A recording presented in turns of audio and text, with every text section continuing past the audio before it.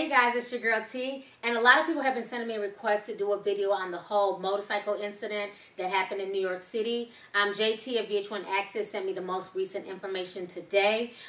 They're saying that one of the main instigators was caught. So what happened, basically, if you guys have not heard, this is just like a really unfortunate chain of events.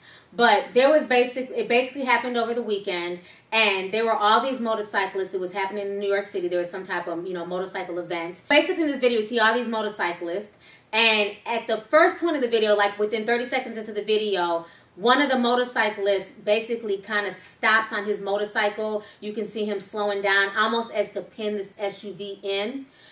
From that point, I'm not really sure what kind of happens, but all of a sudden at about 50 seconds, the SUV just goes darting through the crew of motorcyclists, and he ends up hitting a motorcyclist named Edwin Mices Jr., and now this man is in the hospital paralyzed. So what ends up happening is after Edwin gets hit, a whole swarm of motorcycle guys, they start following this SUV. This SUV is a man named Alexian Lien. They follow him, and basically one of the motorcyclists ends up taking off his helmet. They end up breaking into his car. They pull him out, and they beat this man in front of his wife and his 2-year-old child. And a Good Samaritan ended up stopping the melee, and that probably saved this man's life. So this is causing a lot of controversy. A lot of people are upset. A lot of people are blaming the motorcyclist. Other people are blaming the guy in the SUV. So I just feel like it's just an unfortunate chain of events that happened. And I think looking back on everything, hindsight is 20/20. So the guy who caused everything, the guy who kind of basically sparked this whole event, is a 28-year-old man named Cruz.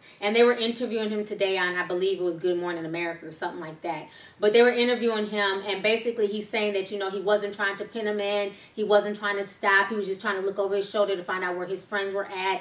The video is kind of damaging because it's like, you literally slowed down in front of him, and it's like, why?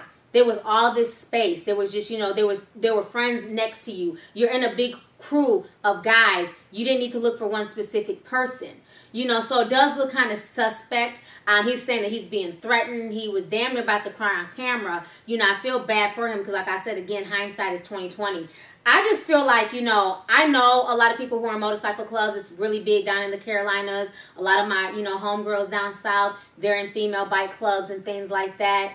I think these motorcyclists give bikers a bad name, because in a lot of places, when people go riding, especially in groups, it's organized. And this, from what I saw in the video, was just a disorganized mess. I've never seen nothing like that in the Carolinas. And people ride their bikes all the time. But it's organized. If you're going to have about 50 to 100 people on bikes, everybody is picking one lane, maybe 2 lanes at the most, but they're all riding damn near single file line.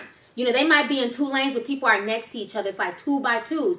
I've never seen it where people just spread out everywhere. They were literally blocking the entire freeway. You had people in front of the SUV, alongside the SUV, behind the SUV. It's like, what the hell was going on before the video footage even started? It was just too much going on, just too much chaos. And I can see how somebody would get paranoid or how somebody would get scared, but I don't agree with him running over that motorcyclist either, because now this man is paralyzed. He can never ride his bike again. I see both points, but I just think it's just something that just kind of snowballed out of control. I don't necessarily know what was going on before the video started recording. I don't know if maybe he was honking at them, going off at them, if he had some type of road rage, and then they in return were kind of giving it back to him. I'm not sure, but what I do know is from that video was just a disorganized mess. And now what they're saying is that police officers that were off that day, they were off duty, that they were part of the crew also, and that they didn't report it. So now they're being investigated. And then the guy who turned in the video, he's come out now and he's saying he's being threatened by members of the motorcycle entourage because he turned the tape into the police. So it's going to be a really interesting situation. It's going to be really interesting to see how all this plays out.